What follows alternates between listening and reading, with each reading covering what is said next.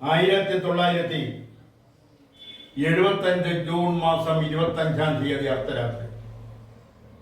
ഈ അർദ്ധരാത്രിക്ക് മറ്റൊരു പ്രത്യേകത കൂടിയുണ്ട്. ഇന്ത്യ ചരിത്രത്തിൽ 1947 ആഗസ്റ്റ് മാസം 14-ാം തീയതി അർദ്ധരാത്രിയാണ് ബ്രിട്ടീഷുകാർ ഇന്ത്യക്ക് അധികാരം കൈമാറിയത്.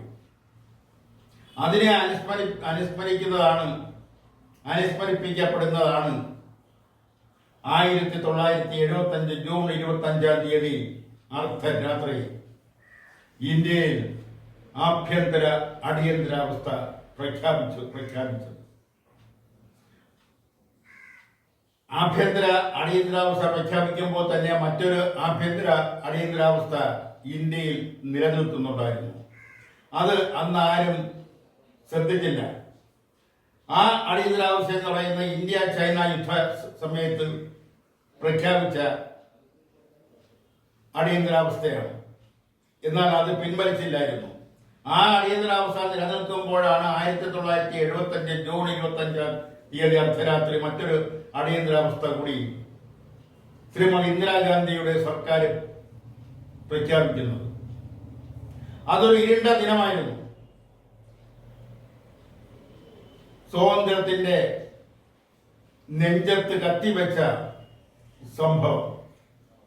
ഇന്ത്യയുടെ പ്രധാനപ്പെട്ട ദേശീയ നേതാക്കളായ ജയപ്രകാശ് നാരായണൻ, ജോർജ് ഫെർണാണ്ടസ്, മൊറാർജി ദേശായി, കെ ചന്ദ്രശേഖർ, അടൽ ബിഹാരി വാജ്പേയി തുടങ്ങിയ സ്വാതന്ത്ര്യ സമരത്തിന് നേതൃത്വം കൊടുത്ത സ്വാതന്ത്ര്യ സമരത്തിന്റെ നേതൃത്വ നിരയിലുണ്ടായിരുന്ന ഇന്ത്യയുടെ ദേശീയ നേതാക്കളെ എല്ലാം ജയിലിലടച്ച സംഭവം.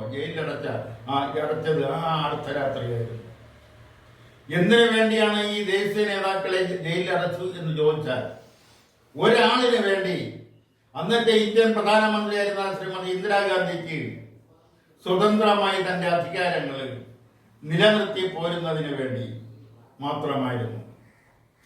അലഹബാദ് ഹൈക്കോടതി ശ്രീമതി ഗാന്ധിയുടെ തെരഞ്ഞെടുപ്പ് അസാധു ആക്കിക്കൊണ്ടുള്ള വിധി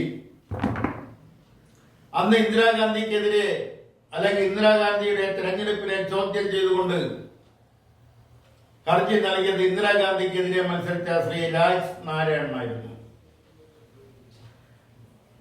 ആ കേസിലാണ് അലഹാബാദ് ഹൈക്കോടതി ഇന്ദിരാഗാന്ധിയുടെ തെരഞ്ഞെടുപ്പ് അസാധുവാക്കിക്കൊണ്ടുള്ള ഉത്തരവ് പുറപ്പെടുവിച്ചത്.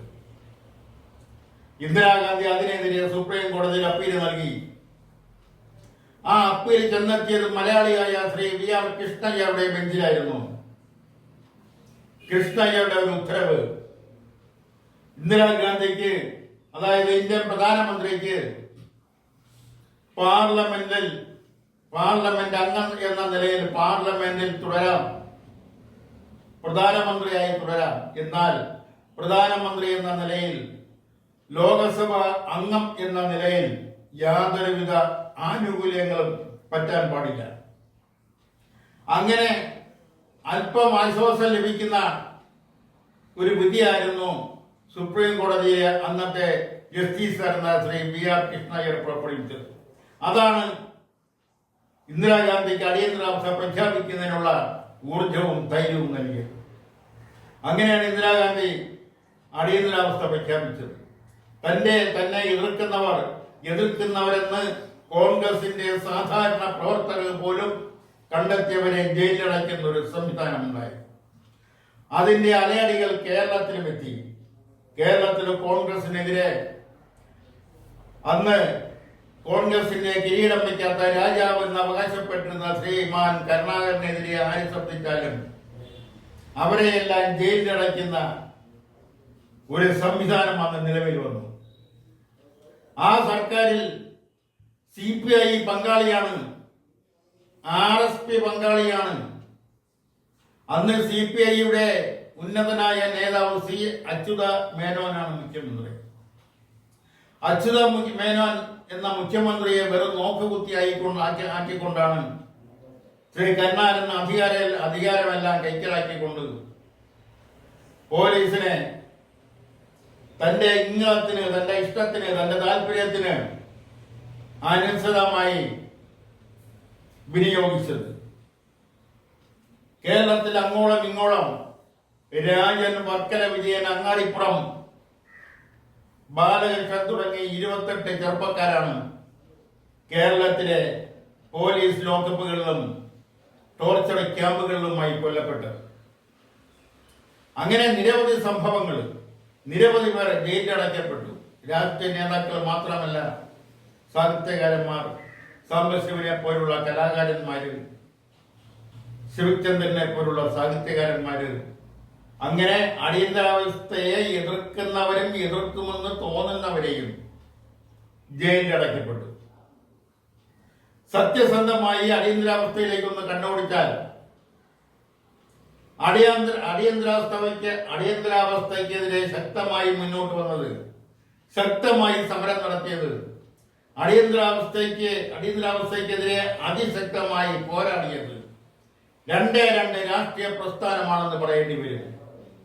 ആ രണ്ട് രാഷ്ട്രീയ പ്രസ്ഥാനങ്ങളിൽ ഒന്ന് RSSഉം മറ്റൊന്ന് വിവിധ നക്സലൈറ്റ് ഗ്രൂപ്പുകളുമാണ്.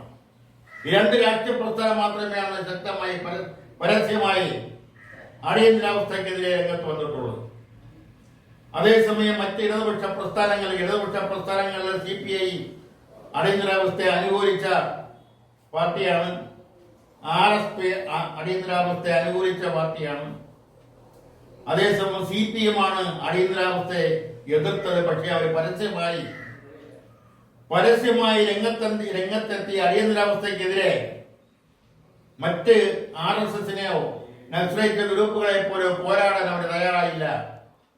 അത് ചില മുദ്രാവാക്യ വിളികളിലും ചില പ്രതിഷേധ പ്രകടനങ്ങളിലും മാത്രം ഒതുങ്ങുകയും ആ പ്രതീക്ഷ ചില പോസ്റ്റർ ഒട്ടിക്കലും മാത്രം ചുരുങ്ങുകയും ചെയ്യും. അതിന്റെ പേരിൽ, അല്ലെങ്കിൽ പോസ്റ്റർ ഒട്ടിക്കുമെന്ന് തോന്നിയതിന്റെ പേരിൽ, അല്ലെങ്കിൽ പോസ്റ്റർ ഒട്ടിച്ചതിന്റെ പേരിൽ CPMന്റെ പല സംസ്ഥാന ജില്ലാ നേതാക്കളെയും ജയിലിലടച്ചു.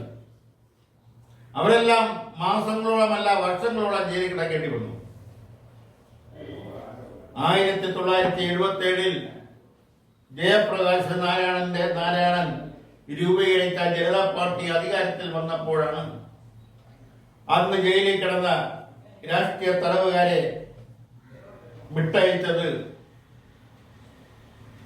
അപ്പോഴും അപൂർവം ചില രാഷ്ട്രീയ തടവുകാർ, സാഹിത്യകാരന്മാർ, കലാകാരന്മാർ ജയിലിൽ കിടന്നു. അവർക്ക് വീണ്ടും പുറത്തു വരുന്നതിന് വേണ്ടി അവർക്ക് അവരുടെ ബന്ധുക്കളോ സഹപ്രവർത്തകർക്കോ നിയമ പോരാട്ടം നടത്തേണ്ടി വന്നു. ആ സംഭവങ്ങളെല്ലാം തന്നെയും അതുമായി ബന്ധപ്പെട്ടവർക്ക് ഒരു ദുസ്വപ്നം എന്ന നിലയിൽ മാത്രമേ ഇന്നും ചിന്തിക്കാൻ കഴിയൂ. നിരവധി ചെറുപ്പക്കാര്, നിരവധി രാഷ്ട്രീയക്കാര് പോലീസിന്റെ മർദ്ദനങ്ങൾക്ക് വിധേയമായി. അവരെല്ലാം ഇന്നും നിത്യരോഗികളായി ജീവിക്കുന്നുണ്ട്. അവരെയെല്ലാം ഈ അവസരത്തിൽ ആരും ഓർക്കുന്നില്ല എന്നുള്ളത് മറ്റൊരു വസ്തുത.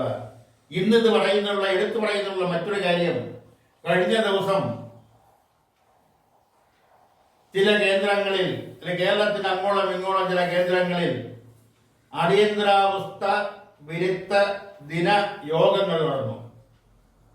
ആ യോഗങ്ങളിൽ പങ്കെടുത്തവർ എല്ലാം തന്നെയും എന്ന് പറയുന്നില്ല, എന്നാൽ അതിൽ പങ്കെടുത്തവർ, അതിന്റെ പ്രസീഡിയം പങ്കിട്ടവരിൽ പലരും എന്താണ് അടിയന്തരാവസ്ഥ എന്ന് നേരിട്ട് തിരിച്ചറിയാൻ കഴിഞ്ഞിട്ടില്ലാത്തവരാണ് എന്ന് മാത്രമല്ല, ചിലർ അവരുടെ നേതാക്കന്മാര്, അവരുടെ സംഘടനകളിൽ അവര് പ്രതിദാനം ചെയ്യുന്ന സംഘടന അടിയന്തരാവസ്ഥയെ അനുകൂലിച്ചവരുമാണെന്ന് പറയേണ്ടി വന്നതിൽ ലജ്ഞയുണ്ട്.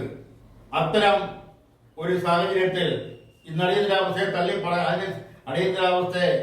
അടിയന്തരാവസ്ഥയ്ക്ക് അനുകൂലമായി ശ്രീമതി ഇന്ദിരാഗാന്ധിയുടെ നേതൃത്വത്തെ അംഗീകരിച്ചുകൊണ്ട് ഇന്ത്യയിൽ നിന്ന് ആദ്യമായി ഇന്നത്തെ പോലെ ഉള്ള വാർത്താ വിനിമയ മാർഗങ്ങളിൽ അന്നില്ല. അന്ന് അടിയന്തരാവസ്ഥ അനുകൂലിച്ചുകൊണ്ട് ഇന്ദിരാഗാന്ധിക്ക് കമ്പിയടിച്ച് ടെലഗ്രാം ചെയ്തത് ഇന്ത്യയിലെ ആദ്യത്തെ മനുഷ്യൻ കേരള പ്രദേശ് കോൺഗ്രസ് കമ്മിറ്റിയിലെ പ്രസിഡന്റ് ശ്രീ AK ആന്റണി ആയിരുന്നു. ആ AK ആന്റണി പിന്നെ പൊതു തെരഞ്ഞെടുപ്പിൽ ഇന്ദിരാഗാന്ധി റായ്ബറേലി മണ്ഡലത്തിൽ നിന്ന് പരാജയപ്പെടുകയും ജനതാ സർക്കാർ അധികാരത്തിൽ വരികയും ചെയ്തപ്പോൾ ഇന്ദിരാഗാന്ധി അറസ്റ്റ് ചെയ്യപ്പെടുകയൊക്കെ ചെയ്തപ്പോൾ ശ്രീ എ കെ ആന്റണി ഇന്ന് അടിയന്തരാവസ്ഥയ്ക്കെതിരെ തള്ളിപ്പറയുകയും അടിയന്തരാവസ്ഥയ്ക്ക് എതിരെ ഉള്ള പ്രസംഗങ്ങൾ നടത്തുകയും ഇന്ദിരാഗാന്ധിയുടെ നേതൃത്വം കൊടുക്കുന്ന കോൺഗ്രസിൽ നിന്നും വിട്ടുകൊണ്ട് പുതിയൊരു കോൺഗ്രസിന് നേതൃത്വം കൊടുക്കുകയും ചെയ്ത കാര്യങ്ങളെല്ലാം കേരള രാഷ്ട്രീയത്തിൽ ചരിത്രത്തിന്റെ ഭാഗമാണ്. അതിലേക്കൊന്നും കിടക്കുന്നില്ല. എന്തായാലും അടിയന്തരാവസ്ഥ എന്ന ആ ദുർദിനം ഇന്നും പലരുടെയും മനസ്സിൽ ഒരു ഭീകര അന്തരീക്ഷം എന്ന പോലെ ഓടി വരുന്നുണ്ട്. അതിനി ഉണ്ടാവാതിരിക്കുന്നതിന്, അത്തരം ഒരു രാഷ്ട്രീയ സന്ദർഭം ഇനി ഉണ്ടാവാതിരിക്കുന്നതിന് വേണ്ടി എല്ലാവരും ശ്രദ്ധിക്കണമെന്നും എല്ലാവരും അടിയന്തരാവസ്ഥയെ അവലംബിക്കുന്നതോടൊപ്പം പുതിയൊരു അടിയന്തരാവസ്ഥ ഒരിക്കലും വരാതിരിക്കുന്നതിനുള്ള മുൻകരുതലുകൾ എടുക്കണമെന്ന് അഭ്യർത്ഥിച്ചുകൊണ്ട് ഇന്നത്തെ പത്രാധിപർ പ്രതികരിക്കുന്നു എന്ന പരിപാടികളെ പൂർത്തിയാക്കുന്നു. നന്ദി, നമസ്കാരം.